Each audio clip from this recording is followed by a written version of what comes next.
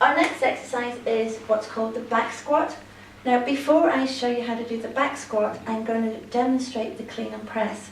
Now, if you've never heard of the clean and press is an exercise that's designed to safely get the barbell from the floor into a position behind your neck to enable you to do exercises such as the back squat or a lunge. Okay, so I'm going to give you a silent demonstration and then I'm going to teach you. So it's quite complicated, so I'm going to break it down into 3 steps once I've done the silent demo, so don't worry about it, we'll get there.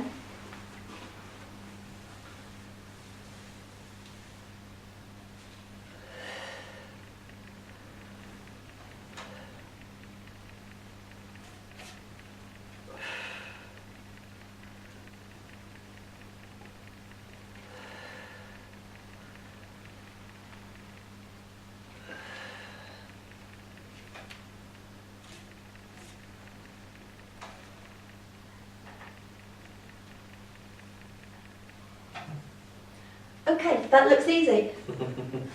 Now, with the back squat, you're getting a lower body workout. It's working your quadriceps, it's working your hamstrings, it's working your glute max, your gastrocnemius soleus. But because we're bringing the clean and press into it, you're hitting all of the major muscles in your body as well, such as your pec major, your rectus abdominis, your obliques, your rectus spinae, latissimus dorsi, trapezius, rhomboids, deltoids, even your biceps and triceps, they're all getting hit, okay? So we're going to break it down into 3 stages. We've already shown you how to deadlift. So that's your first position. So you're deadlifting, remember, you want to make sure that your back is nice and straight. Never have your back rounded out. Keep your back nice and straight. Toes just underneath the barbell, feet shoulder width apart, overhand pronated grip, knees behind your toes, and just look straight ahead and raise up to a hip extension. When you've done this part, we're going to just call it an upright row. So the upright row is coming up onto your toes.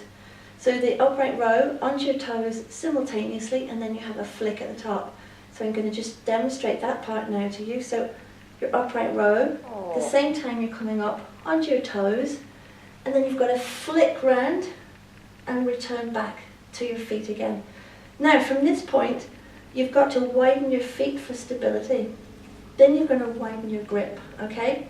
Now all the time you're maintaining neutral spine, core is engaged, but your knees are slightly soft. To do the back squat, we need to get this behind our head. So you're just going to take a slight dip, push it over your head, onto your trapezius or the fleshy part of your upper back. Now in this position, you want to make sure that your wrists are in alignment. So if you could just see my wrists there, they're in alignment. Now to do your squat, you're flexing at the hip. Again, you're making sure that your knees don't come past your toes. Core is engaged, spine is nice and straight, and you're just coming back up into extension, but you're maintaining a slight bend in your knees at all times. So you're just going to do your squats. When you've finished with your squats, take a slight dip, just to get a bit of momentum, to get that barbell back round to the front. Now, on the way up, we did our stance and then our grip. On the way down, we're narrowing our grip 1 hand at a time, then our stance, flicking it back round, and we're allowing that barbell to travel closely down to our body, before we deadlift it back to the floor. Now when you're bringing that barbell back down, it's important to make sure it stays close to your body, because if you have it out here, you're going to tip forward or maybe put your back out. So if you'd like to just give that a go.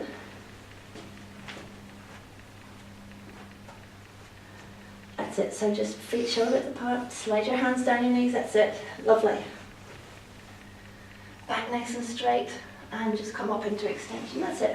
Okay, so our next step is our upright row on our toes, so remember it's a simultaneous upright row, flick it round, lovely. Okay, feeling alright? Yeah. Now, we're going to widen our feet for stability, then our grip, 1 hand at a time, remember. Okay, keeping that core engaged, you're going to take a slight dip and press that barbell over onto the fleshy part of your neck. Wonderful. Okay, so now we're ready to do our squats. So remember that you're just going to flex at the hip. You're maintaining nice neutral spine, just as low as you're comfortable, but maybe 90 degrees would be good. Wrist alignment throughout. That's it. Okay, so when you're ready, just a slight dip again. Bring it back to just above your sternum. That's it.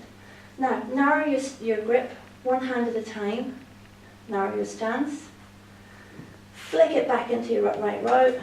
Excellent. Now let it come really, really close to your body. So we're back where we started, in deadlift position, sliding the hands just past your knees. Excellent. Well done.